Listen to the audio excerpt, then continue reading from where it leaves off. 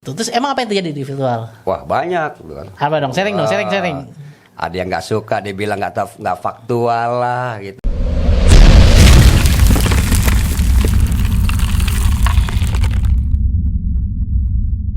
Salam bela diri, kembali lagi bersama saya Ricky Muhtar dari OS TV dan masih ngobrol-ngobrol seputar karate. Jadi kalau ngobrol di karate, kadang-kadang kita punya media. Medianya ya sosial media yang semua orang bisa pakai. Salah satunya adalah Facebook. Nah, kalau suka ngikutin nih Facebook grup yang karate, ada salah satu orang yang ada di Facebook yang paling sering ngoceh-ngoceh mulu di Facebook. Nah, siapakah dia? Inilah dia, Embrizon. Os. Apa kabar Cece? Alhamdulillah baik. Iya, ini nama aslinya siapa sih Cece? Sharing dong. Embrizon. Embrizon ya, dipanggilnya Zone. Zone. Jadi emang nama aslinya itu ya? Ya. Oh, oke. Nah, kok rame banget sih biasanya di Facebook, ngapain aja sih itu? Banyak banget postingan-postingannya yang istilahnya memicu orang untuk komen. Kembali ke hati. Kadang-kadang kalau dilihat dari mata tuh nggak sesuai, ya hati ini menggerakkan. Kayak seperti apa sih yang? Ya sepertinya, contoh tentang karate, ketika bermain kata, ada yang tidak sesuai dengan riuhannya, gerakannya, kihongnya, yang mana pukulan yang seharusnya tidak dihempas itu dihempas, karena itu tidak boleh itu. Jadi ada yang waktu dihempas, ada yang tidak. Itu lihat di mana videonya? Banyak, setiap turnamen juga ada. Jadi pada saat kejuaraan. Iya. Oh berarti bagus dong. Ini mengingatkan mereka bahwa ada hal-hal yang seharusnya tidak dilakukan. Betul. Oh gitu. Terus gimana responnya dari postingannya? Ya seharusnya itu tidak dimenangkan, dimainkan gitu kan. Harusnya sebagai pelatih kalau mengajarkan yang benar, yang sesuai dengan kihongnya. Kalau memang itu dihempas. Contoh misalnya Genkaku, awalan pertama Genkaku itu dihempas kan, murni dihempas. Tapi kesananya ada yang nggak dihempas, tapi dipaksa dihempas. Nah termasuk unsu, pada saat unsu itu ada yang dihempas, pada saat yang selanjutnya dia tidak dihempas. Ini berarti yang mereka lakukan salah gitu. Salah. Nah, Anan juga dihempas. Anan itu awalan pertama tidak dihempas, tapi dia menggeser mengikuti badannya kan. kalau saya boleh tanya nih, berapa persen sih dari peserta pertandingan yang melakukan hal itu? Itu rata-rata 60% menggunakan itu. Mayoritas dong. Mayoritas berarti. itu kan. Berarti kita melihat ada kesalahan massal yang terjadi. Betul. Dia tidak mempelajari sesuai riuhannya gitu kan. Minimal kalau kita mempelajari aliran lain, panggil dong si pemilik ilmunya, minta kritisi. Bener nggak apa yang saya ajarkan ke murid saya ini, kihongnya, cara dia gerakannya, pergerakan antara satu ke dua itu benar nggak gitu kan. Walaupun cara lambat, cara cepat, nah, itu ada gitu kan. Jangan setiap dia main kata kaki dia hempas. Jadi kalau orang dia melakukan gerakan pertama itu kaki belakang itu mengikut berbarengan gitu kan. Bukan kaki depan sudah sampai, kaki belakang menghempas. Nah, itu ketahuan itu kan. Dan itu bisa dikatakan dilihat di turnamen-turnamen itu ya, terutama di virtual yang pada saat karena semua orang bisa melihat ya. Iya, di situ kok menang gitu yang kan. kayak gitu menang. Nah, harusnya kan dari mata, dari hati itu kan, jangan mematikan prestasi anak yang benar-benar yang berlatih yang benar. Ini kalau kayak gitu yang salah pelatihnya atau wasitnya kalau dia menang? Wah, itu anybody knows. Aduh. Oke, jadi memang sih ya, kalau saya lihat kadang-kadang saya kalau bawa orang ke Jepang gitu latihan, bahkan untuk selevel juara nasional atau juara yang pernah bertanding di luar negeri, ketemu nih, tolong perhatikan kalau ada salah kasih masukan. Pasti selalu ada aja walaupun halnya kecil. Dan mereka tuh pada saat setelah latihan, oh gitu ya. Mungkin karena hal itu ya. Ya bisa jadi. Berarti apakah mayoritas di Indonesia ini dalam artian keseluruhan lebih banyak yang istilahnya miss gitu? Ya. Nah, terus apa solusinya kira-kira? Solusinya yaitu kita bekerja sama dengan para pelatih gitu kan. Kita boleh mempelajari di luar riuha kita juga, tapi kita harus panggil pelatih dari si pemilik itu untuk mengkritisi. Oke, ini menarik nih. Kalau sekarang teman-teman melihat di pertandingan-pertandingan nasional, internasional, banyak sekali yang contoh ya, ini contoh saya sebut nggak apa ya, atlet Shotokan pas tanding menggunakan kata Shitoryu. Atau atlet Wadoryu misalnya menggunakan kata goju atau kata lain. Itu gimana sih pendapat Sensei John ini? Ya sebenarnya, nah kita kembali ke turnamen yang pernah ada, istilahnya ada masa ke masa. Masa ke masa. Sebenarnya bagi saya itu orang yang nggak pede itu. Nggak pede. Nggak pede. Jadi dia harus pakai kata alirannya dia. Betul. Kenapa? Kenapa? Di negara sana nggak ada yang memainkan kata aliran orang lain. Tapi kan kalau di WKF Rules dia punya list tuh. Betul. 102 list. Iya. Semua orang bebas milih menunya. Betul. Nah itu gimana pendapatnya? Ya kembali lagi, apakah mereka itu bermain dengan sesuai riuhannya? Kalau misalnya nggak sesuai riuhannya? Ya kan kelihatan. Seperti main kata sotokan tapi rasa sotokan. Kata gojuryu tapi rasa sotokan. Mungkin jadi kenapa alasannya tidak support hal itu karena banyak yang belum bisa meninggalkan riuha asalnya, jadi dia main kata lain nih. Iya. Tapi rasanya rasa riuha sebelumnya. Betul, makanya kan ada lebih baik kita panggil pelatih dari aliran itu tersebut untuk mengkritisi supaya kita seperti bermain seperti bunglon gitu kan. Bagaimana bunglon kita menjadi bunglon? Nah, kalau kita menjadi orang sotokan, ya jadilah orang sotokan yang benar. Kalau kita menjadi orang goju, ya jadilah orang goju yang benar. Jadi sesuai mainnya. Jadi tidak ada dia main seperti orang goju. Dia main seperti orang sotokan. Jadi kan nggak ada orang berpikiran begini nggak ada itu. Jadi memang kalau pada saat main kata sotokan, jadilah benar-benar seorang sotokan karateka. Betul. Pada saat main Shitoryu misalnya, jadikanlah Shitoryu karateka. Betul. Ini saya bisa ngomong kayak gini karena multi aliran. Jadi riuhannya apa nih Sensei John? Kalau saya riuhannya tetap di Goju Ryu, walaupun di perguruan saya yang baru ini saya tetap dengan Goju Ryu dan saya tidak tetap cinta dengan Goju Ryu. Itu kan bukan berarti saya tidak anti dengan aliran lain, karena di perguruan saya ini mengadop multi aliran gitu kan. Oke. Jadi kalau dilihat itu di dadanya dari kamera mungkin bisa lihat ASKI, perguruannya ASKI ya. Dan ASKI itu Akademi Seni Bela Diri Karate Indonesia. Seni Bela Diri Karate Indonesia, dan di dalamnya ada aliran-aliran lain. Oke. Terus selain kata yang salah pada saat menghempas dan tidak dihempas, kata apa lagi yang biasa diangkat di Facebook? Untuk sementara ini hanya kata aja. Kata itu saja, tapi yang lain-lain enggak. Iya, enggak. Gitu. Kalau perwasitan enggak ya? Kalau perwasitan, kalau kita bicara normally banyak ini ada beberapa event yang normal, bukannya virtual ya, yang harusnya itu juri itu benar juri kata, tapi kadang-kadang wasit komite pun duduk. Wasit komite duduk bisa seperti itu? Bisa. Gitu. Saya pernah kejadian itu. Oh gitu. Level apa kejuaraannya? Tingkat daerah. Oh daerah ya. Gitu kan. Apa mungkin karena wasit di daerah tidak sebanyak? Karena saya sering banget dapat, waduh tolonglah perwasitan di kita dikembangin karena di kita ini sedikit banget wasit gitu. Jadi mungkin nggak sih seperti itu? Tidak juga lah. Kalau misalnya seperti kita di Jawa ini kan banyak ini. Oh Jawa, iya. Jawa banyak lah. Iya, apalagi di KI kan banyak kan. I see. Berarti harusnya wasit kata menilai kata, wasit komite menilai komite. Betul, kecuali wasit kata itu dia punya grade 2 GA dan WA.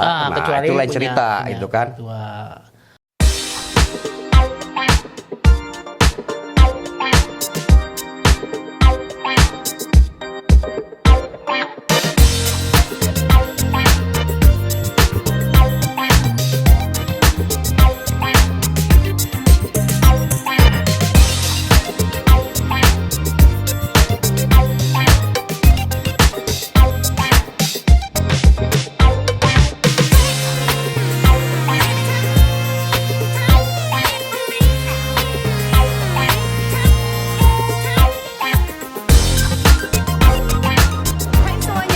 Nonton video kita tanding di OS TV. Jangan lupa like, subscribe, and comment. Thank you. Ya buat semuanya ini untuk anak-anak karate karena ini bermanfaat semua ilmunya. Jangan lupa subscribe channelnya OS TV channel buat anak karate semuanya. Gaspol keren banget. Like and comment share. Gaspol. Oke lanjut nih. Selain kejadian kata seperti itu yang mungkin tidak sesuai ya, apalagi sih bahas lagi dong yang bisa dibahas di Facebook. Apa ya? Oh iya, baru-baru ini masalah virtual. Nah, virtual kan lagi rame Iya, nih. lagi rame tuh.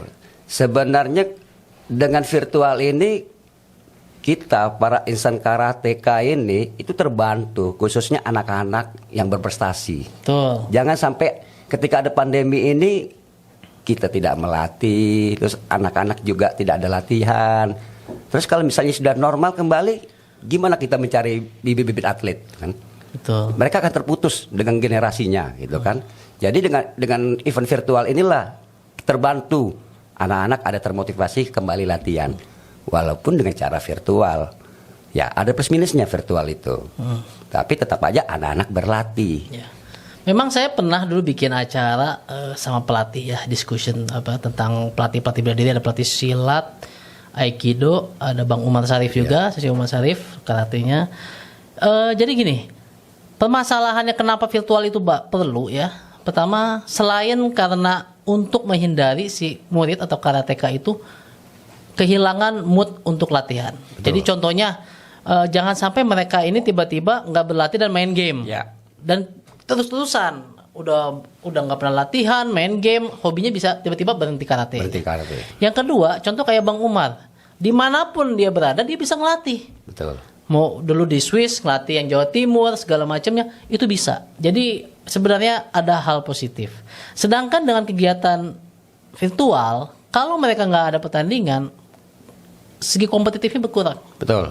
Jadi ya mereka latihan tapi kalau nggak ada kompetisi akhirnya malas. Saya kalau ngelihat sekarang antusias masyarakat untuk mengikuti kegiatan virtual ini banyak, dan memang betul tidak bisa menggantikan kejuaraan konvensional, tapi tetap memiliki nilai tambah juga. Jadi kalau saya lihat nggak bisa kita benar-benar membandingkan kejuaraan virtual sama kejuaraan non virtual atau konvensional atau offline, nggak bakal pernah bisa. Ya, betul. Tapi daripada tidak ada, kita tetap termotivasi. Betul nggak? Betul, setuju.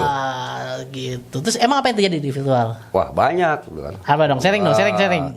Ada yang nggak suka, dia bilang nggak faktual lah gitu. Kayak gimana kan. faktual maksudnya? Ya karena nggak tatap muka. Ya memang nggak bakal bisa, gitu kan. Kok ngotot gitu. Bagaimana kita mau menjadikan pertandingan konvensional pada saat ini pandemi? Apakah Iya. kita tidak melatih anak-anak itu? Apakah anak-anak itu tidak ingin berprestasi gitu kan? Iya. Nah, kalau kita yang benar-benar punya dojo, kita akan memikirkan itu, gitu kan? Ya, betul. Jangan mematikan prestasi anak Betul. orang, gitu kan? Apalagi itu aset bangsa. Ya. Kemudian kalau bicara aset bangsa, gue mau nanya dulu nih. Boleh. Setuju nggak sih dengan aset bangsa yang ada di Lampung itu? Oh enggak setuju itu. Kenapa? Karena itu cuma editan semua. Gitu. Nggak ada yang benar-benar real gitu kan. Semuanya itu diedit gitu kan. Iya. Ya kita manusia ini hidupnya normal-normal aja lah gitu Iya. kan. Sesuai porsinya Ya, sesuai lah. porsinya lah gitu kan. Bahkan Nabi Muhammad pun tidak sakti. Ketika perang giginya patah, ada bukti di Turki gigi Nabi Muhammad masih ada patah ketika ditendang kuda. Itu dia nggak sakti. Dan Padahal dia lawan kuda nggak gini-gini kan? Nggak.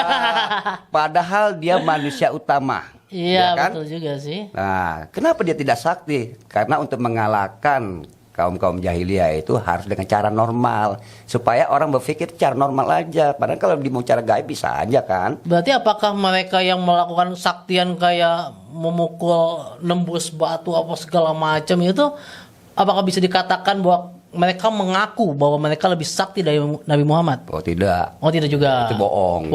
Iya. Jadi hal itu tidak ada ya? Tidak ada itu. Oke. Lanjut lagi dong. Boleh. Tadi selanjutnya virtual nih. Virtual suka ada ya tidak faktual. Nah. Mereka ngotot ya? Ngotot. Faktual terus maunya gimana? Mau datang gitu? Mau datang. Terus kalau gitu Terus gimana? siapa yang penontonnya? Sama penontonnya? Nah, terus siapa penontonnya? Karena gini loh, dulu pernah saya melihat ada penyaksian yang pertandingan yang seperti itu. Betul. Ya datang. Mereka mungkin berpikir atletnya datang sendiri. Iya. Ya nggak mungkin lah. Iya. Pertama ada pelatihnya. Betul. Kedua ada orang tuanya. Ya akhirnya jadinya banyak banget yang datang dong. Iya. Iya kan?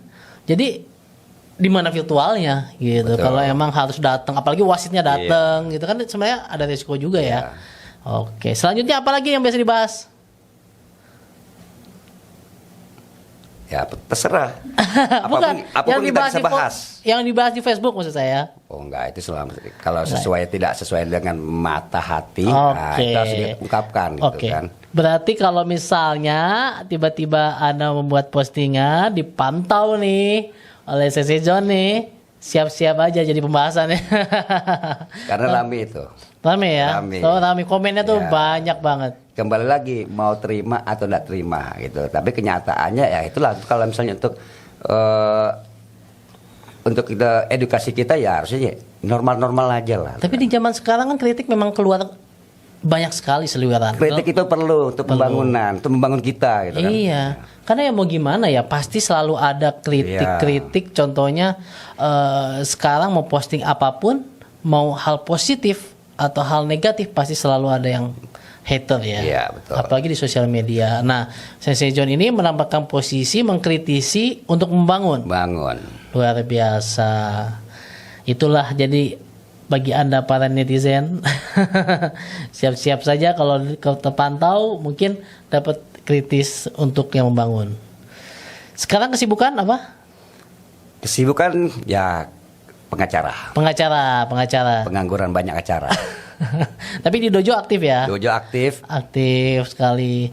Dan kabarnya selain pengacara ini juga agent juga. Agent juga. Agent 007. Agent kemana para pelatih dan wasit berpergian. Nah, Selalu kontaknya. selalu kontak saya. Nah, jadi apa aja yang ditawarkan? Oke. Pesawat boleh. Terus apa lagi? Kereta? Oh kereta nggak mau. Oh, kereta enggak. Kenapa? Kecil komisinya. Jadi khusus Anda di lintas pulau aja ya? Lintas pulau. Anda wasit di lintas pulau mau datang ke Lintas negara juga. Oh, lintas negara juga. Ketika di Hanoi. Hanoi? Oh, ah? ada Oh wasit. iya, itu bayarnya bisa berapa bulan? Oh enggak. Kalau wasit, kalau misalnya ke itu ada batas time limitnya. Oh, time limitnya. Nah, Jadi dia kecuali kalau dalam negeri itu bisa lah, tapi kan nggak semua orang. Iya. Jadi Sensei biasa menawarkan tiket-tiket wasit-wasit ya biasa ya. Biasa. Kenapa nggak kontingennya aja sekalian? Kontingen, oh pernah. Pernah. Ada satu kontingen dari perguruan, disebut perguruan. Iya, iya. Sindoka. Sindoka. Kebetulan kan ya di sesama karateka kita kan bermain Iya, yang baik gitu kan. berkeluarga lah, Berkeluargaan. berkarate. Dan itu ketika itu turnamennya ke Mendagri Cup di Palu. Oh, Palu lumayan tuh jauh Jadi mahal. tiketnya. kontingen Sindoka itu bukan dari DKI aja, dari asal dia berangkat itu sudah disatukan di Jakarta langsung ke Palu. Jadi nggak harus ini. Jadi ada posisi di mana dia ada di Jambi. Dari Jambi sih saya siapkan tiketnya sampai Jakarta langsung ke Palu. I Dari see. Surabaya begitu juga. Makanya Sensei Zone ini dikenal wasit-wasit se-Indonesia ya. Enggak semua.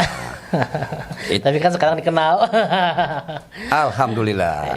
Oke, terima kasih atas waktunya dan sudah jauh-jauh ke sini. Mungkin nanti kita bisa ngobrol-ngobrol lagi. Siap. Ya, kalau udah ada hal yang ramai dibahas di Facebook kayaknya. Terima kasih atas kedatangannya. Bagi Anda jangan lupa untuk like, komen, dan subscribe juga. Dan terakhir, stay safe and healthy. Os. Os. Kan boleh.